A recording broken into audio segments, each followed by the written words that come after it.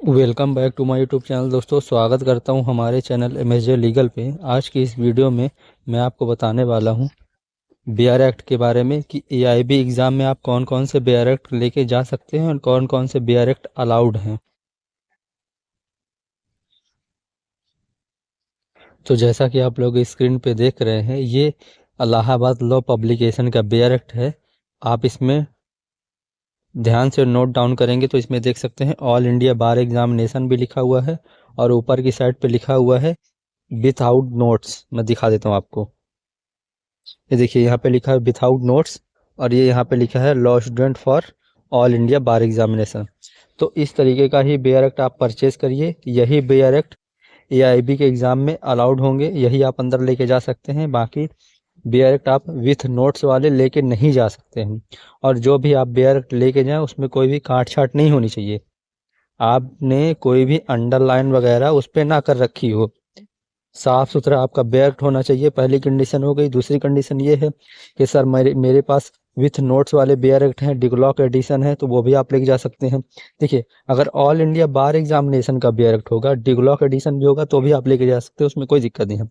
और अगर आपके पास विथ नोट्स वाले बेयर एक्ट हैं, वो भी आप लेके जा सकते हैं। डिपेंड करता है आपके एग्जाम सेंटर पे, क्योंकि हमारे काफ़ी जो स्टूडेंट हैं वो विथ नोट्स वाले बेयर एक्ट लेके गए थे और उनका जो विथ नोट्स वाले बेयर हैं अलाउड कर दिया था एग्जामिनेशन सेंटर वाले ने। तो वो सेंटर पे डिपेंड करता है कि आपका सेंटर कहाँ पे दिया गया है। हालांकि अलाउड हो भी जाते हैं, इतना कोई बड़ा इशू नहीं है। अगर आपने अंडरलाइन वगैरह भी कर रखी है तो वो बोल देते हैं आपसे कि आप पेंसिल से या मार्कर वगैरह से इसको छिपा दीजिए, हाइड कर दीजिए उस टाइम के लिए, फिर आप इरेज कर लीजिएगा जाके घर पे। तो अलाउड है बेयर एक्ट, डिपेंड करता है आपके सेंटर पे।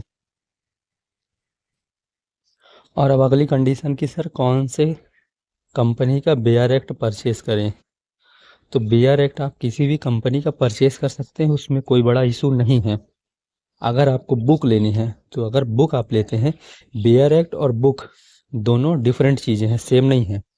बीआर एक्ट में सारे सेक्शन रहते हैं, इलस्ट्रेशन वगैरह रहती है बस, और जो बुक रहती है उसमें डिटेल में सारी चीज़ें आपकी दी रहती हैं, केस लॉस वगैरह सब कुछ दिए रहते हैं उस पर। तो बुक जब भी आप लें तो सर्च करके कौन से ऑथर की लेना है। लेकिन बेयर एक्ट में ऐसा कुछ नहीं है। बेयर एक्ट आप आंख बंद करके किसी भी कंपनी का ले सकते हैं। यूनिवर्सल का ले लीजिए, सीएलए का ले लीजिए और लेक्सिस नेक्सिस का ले लीजिए और आपके एएलपी का ले लीजिए। काफ़ी बेयर एक्ट आपको मिल जाएंगे। तो बेयर एक्ट आप आंख बंद करके कोई सा भी परचेज़ कर लीजिए। लेकिन परचेज़ करते समय आप ये नोट डाउन ज़रूर करिए कि बेयर एक्ट में ये अगर आप देखेंगे तो स्कैम टाइप का मार्केट में चल रहा है। किसी बेयर एक्ट में अगर आप बीएनएस का देखेंगे तो 400 प्राइस लिखा है, किसी बेयर एक्ट में बीएनएस का 300 लिखा हुआ है, किसी में तो 700 में कॉम्बो ही आ रहा है बीएनएस, बीएनएसएस और बीएसए का। तो जब भी आप बेयर एक्ट परचेज़ करें तो 2-3 शॉप में पता कर ले उसका रेट, प्रिंट रेट क्या है, ऑनलाइन प्रिंट रेट क्या है। इसके बाद ही आप बेयर एक्ट परचेज़ करें। और परचेज़ करने से पहले आपको 30% से लेके 40% तक का डिस्काउंट भी मिलता है। अगर आपको शॉप ओनर बोल रहा है कि डिस्काउंट नहीं है तो आप मत परचेज़ करिए, आप ऑनलाइन परचेज़ कर लीजिए।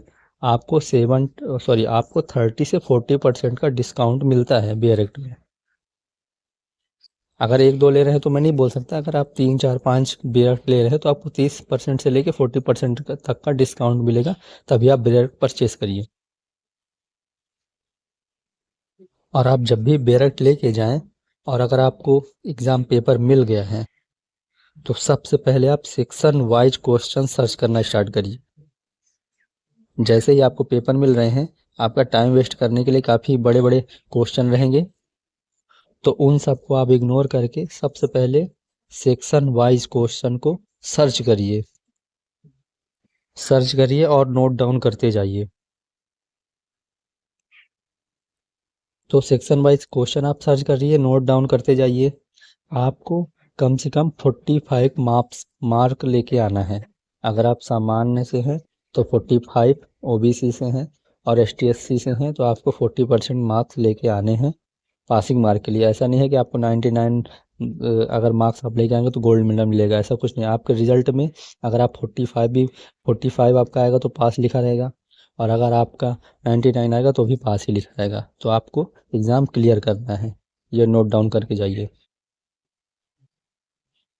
और अगर आप बेयर एक्ट लेके भी जा रहे हैं तो सारे बेयर एक्ट लेके मत जाइए, 5 से 6 बेयर एक्ट लेके जाइए। जैसे BNS हो गया, BNSS हो गया, BSA हो गया, CPC हो गया, कॉन्स्टिट्यूशन हो गया, है ना।